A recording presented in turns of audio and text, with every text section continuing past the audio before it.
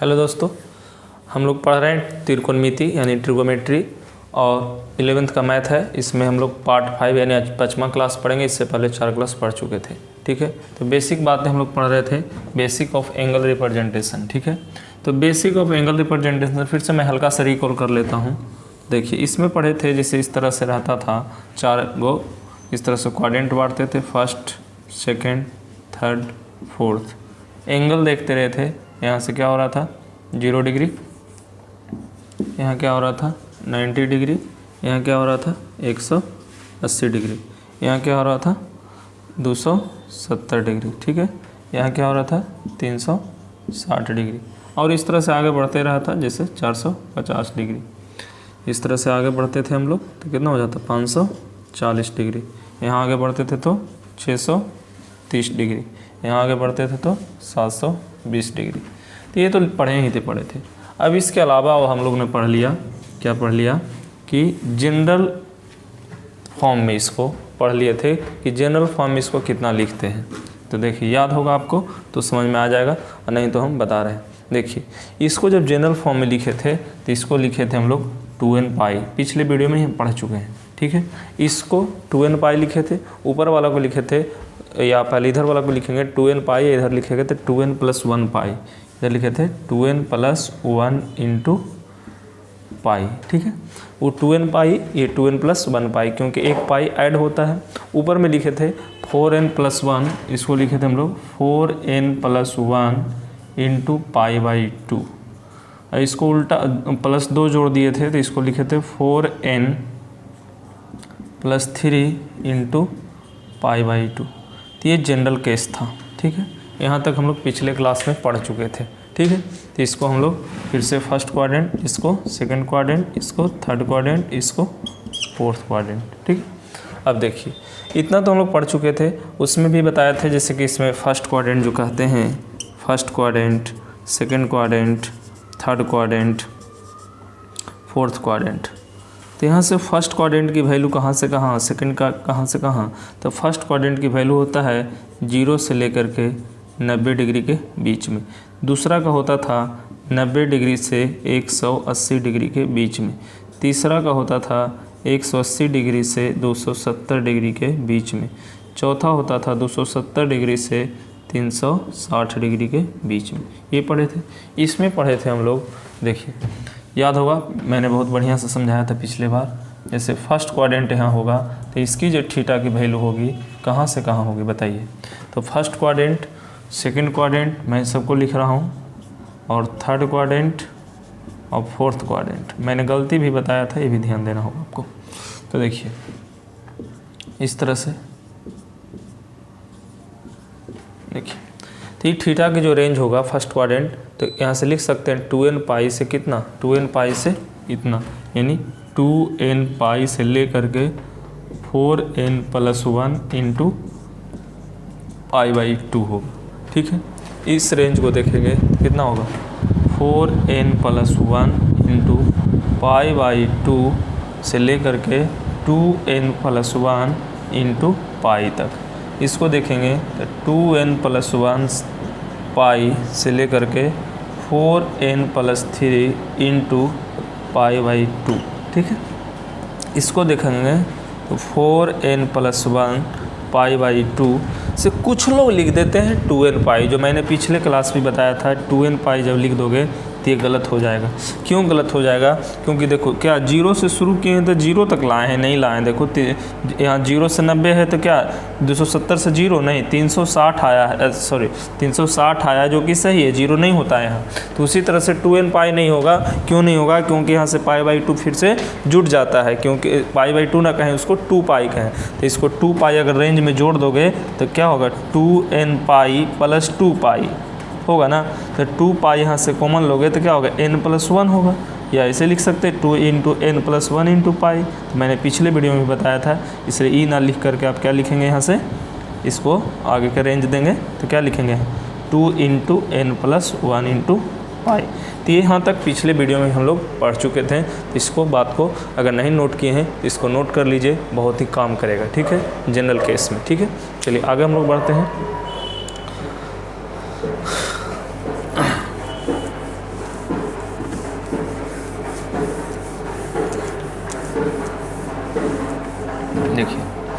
आगे में क्या हम लोग करेंगे, आगे में अब कंबाइंड करेंगे। क्या करेंगे, इसको कंबाइंड कर देंगे। कंबाइंड कहने का मतलब है कि जैसे देखिए, अगर जैसे इस तरह से अगर हम लोग सर्किल बनाए, क्या बनाए, सर्किल, ठीक है। तो इस तरह से अगर सर्किल बनाते हैं और यहाँ से अगर सभी को पॉइंट दे दें हम, जैसे मान लीजिए कि इसको ए, इसको बी, इसको सी, इसको डी, तो ए बी सी डी अगर दे दें और सबको यहाँ पर इस तरह से लिखिए, मान लो कि 2n पाई है ना, और यहाँ से 4n + 1 × π/2, जनरल केस लिख रहे हैं। यहाँ से 2n + 1 × π, कैसे लिखे थे पिछले वीडियो में वो भी सिखाए थे कैसे लिखे थे जो। अब यहाँ लिखेंगे तो क्या लिखेंगे, 4n + 3 × π/2, ठीक है।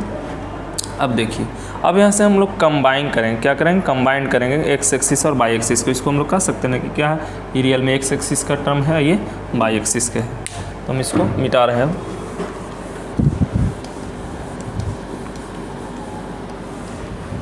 अब देखिए, तो अब इतना लिखने के बाद अब इसको हेडलाइन बदल देते हैं। देखिए, अब इसका हेडलाइन हम लोग बना देंगे combining x axis and y axis angle. Combining x axis and y axis angle, ठीक है। यानी एक्स एक्सिस इसको मान लेंगे, वाई एक्सिस इसको मान लेंगे, तो ये दोनों को क्या करेंगे, हम लोग कंबाइन करेंगे। जैसे ए है और सी, अगर हम लोग a + c कर दें, क्या कर दें, a + c, ये और ये दोनों को कंबाइन करेंगे। तो 2n पाई है, ये है, दोनों को ऐड कीजिएगा, तो यहाँ से क्या होगा, 2n पाई + 2n + 1 × पाई, ये ना हुआ, 2n पाई और + 2n + पाई।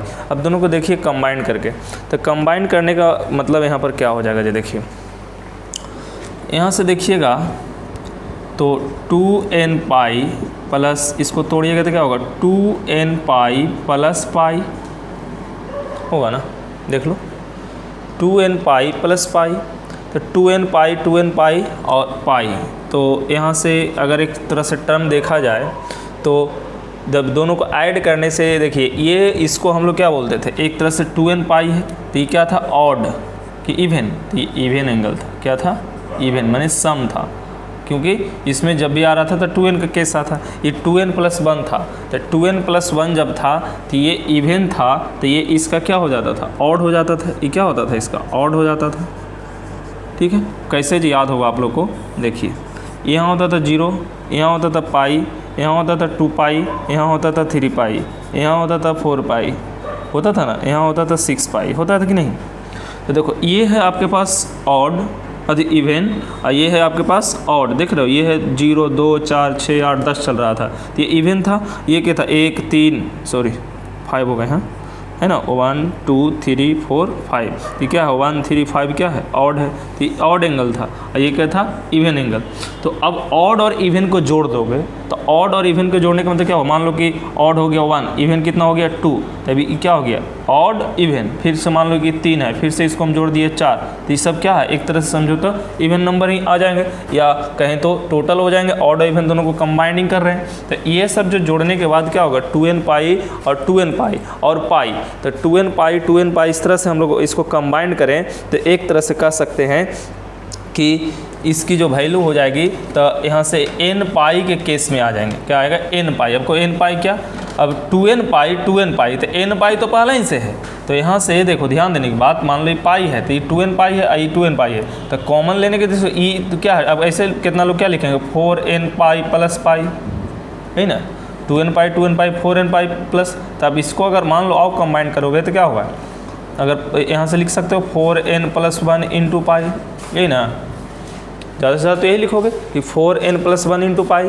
तो इस तरह से जो कंबाइन करते हैं तो इसको हम लोग यही कहते हैं कि इवन जोड़ते हैं, ऑड जोड़ते हैं, तो इसको जनरल केस में हम लोग चाहें तो n पाई भी लिख सकते हैं। क्या लिख सकते हैं, n पाई लिख सकते हैं। अब कहिए n पाई से क्या फ़ायदा है और क्या घटा है, जो देखिए ये देखिए एन पाई लिखने का यहाँ से मतलब हो गया कि अब यहाँ पर एन पाई है, ध्यान दीजिए क्या है एन पाई, तो एन जो यहाँ पर है प्लस माइनस सब हो सकता है। जैसे देखिए यहाँ से हम समझा रहे हैं अभी थोड़ा सा, तो देखिए यहाँ से क्या होगा एन बिलोंग्स टू इंटीजर, तो एन इक्वल टू क्या होगा 0 भी होगा, प्लस माइनस 1 भी होगा, प्लस माइनस 2 भी होगा, इस तरह से चलेगा, प्लस माइनस 3।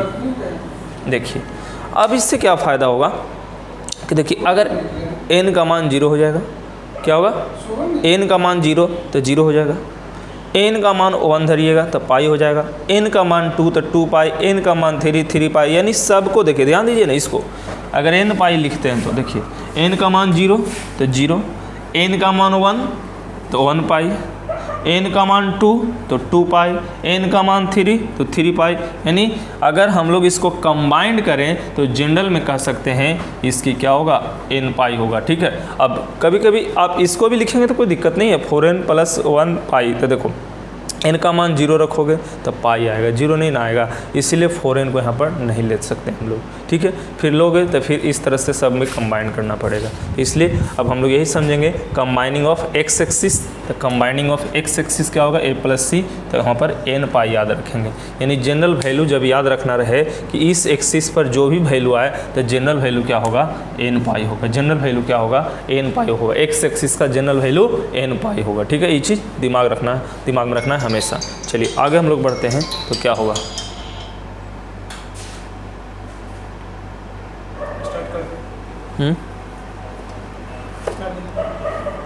चलिए ये हो गया। थोड़ा सा लग रहा होगा कि क्या हो रहा है, लेकिन परेशान होने की बात नहीं, क्वेश्चन आएंगे तो आपको समझ में आ जाएंगे, ठीक है। क्योंकि हमको रियल में जनरल लिखते किस लिए, एंगल के लिए लिखते हैं ना, इसलिए एंगल सेटिस्फाई कर देता है आपको। यानी एक्स एक्सिस पर रहेगा तो जनरल क्या कहेंगे एक्स एक्सिस, तो यहाँ से लिख सकता है स्टार पॉइंट करके कि जनरल इक्वेशन, जनरल या जनरल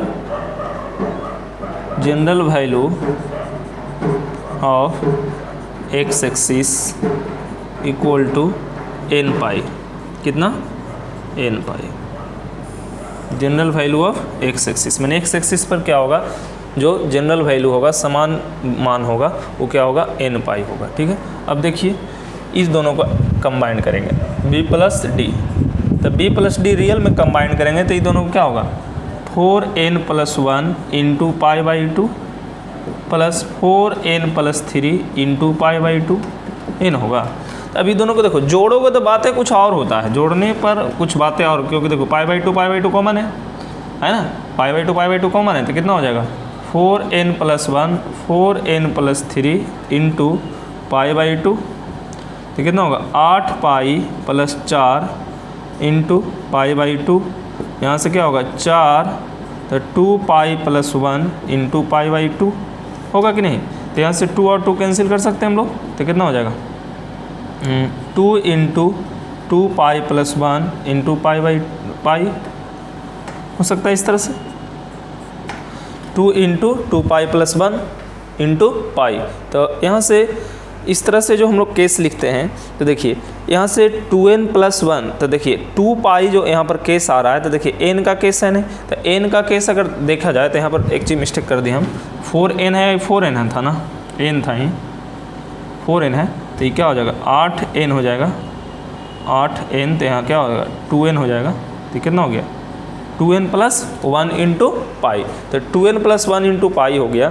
तो वहाँ पर देखिए रियल में पाई है, लेकिन हम लोग को केस तो चल रहा था पाई बाई 2 का, तो वहाँ से अगर हम लोग जो कैंसिल किए हैं तो वहाँ से क्या हो गया, एक तरह से समझिए 4n प्लस 4n है तो 2n प्लस पाई बाई 2, तो क्यों प्लस पाई बाई 2 ईच ध्यान रखना है। तो देखिए रियल में हमको ज़्यादा दिमाग नहीं लगाना, दिमाग इतने लगाना है कि जनरल केस में क्या होता है और जनरल केस में मैंने कहने का मतलब अलग अलग क्या होता है, एक साथ क्या होता है। तो देखिए यहाँ पर अगर हम लोग कंबाइन करके लिखे, तो अगर ऐसे लिखते तो क्या लिखते, ऐसे लिखते तो यहाँ से क्या कर सकते हैं 2 कॉमन ले सकते हैं, तो 2 कॉमन लेने का मतलब क्या हो गया यहाँ से, या 4 कॉमन ले लीजिए, तो 4 कॉमन लेने का मतलब क्या हो गया यहाँ से 2n plus 1 into pi by 2, यही ना। देखिए फिर से हम समझाने का प्रयास करें, देखिए ये 4n प्लस 1 था ना, तो ये 4n+1 था, लेकिन आप इतना दिमाग रखिए n+1 देखिए ये 4 है ना, 4 करने का मतलब क्या होता है, फिर से सम ही हो जाता है, तो इसको मैंने n पाई लिया था। अब ये 4 है तो 4 से इसको भी हटा करके आप यहाँ से लिख सकते हैं इसका जनरल वैल्यू 2n+1 इंटू π/2, ठीक है। ये हो गया वाई एक्सिस का, या लिख सकते हैं general value of y axis, general value of y axis. तो general value of y axis लिखिएगा तो यहाँ से क्या होगा 2n+1 इंटू π/2। देखिए कैसे पता चलता है ये भी बता देते हैं। अगर थोड़ा सा लग रहा होगा कि ये क्या हो रहा है, देखिए ध्यान रखना पहले। देखो रियल में होता क्या है, यहाँ पर होता है π/2, यहाँ पर कितना होता है 3π/2, यहाँ पर कितना होता है 5π/2, यहाँ क्या होता है 7π/2, यही तो चलता है। देखो n का वैल्यू रखो 0, तो 0 रखोगे तो कितना होगा 2n, 0 हो जाएगा तो क्या हो जाएगा π/2। n का वैल्यू रखो 2, तो n का वैल्यू 2 रखोगे तो कितना होगा 2 दूनी 4 1 5π/2 होगा कि नहीं।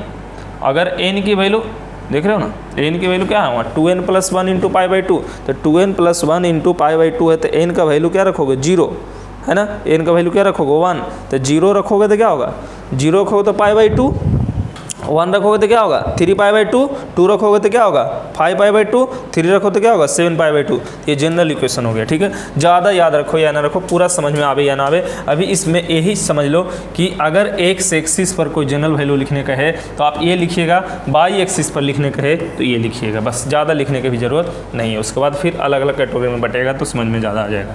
चलिए।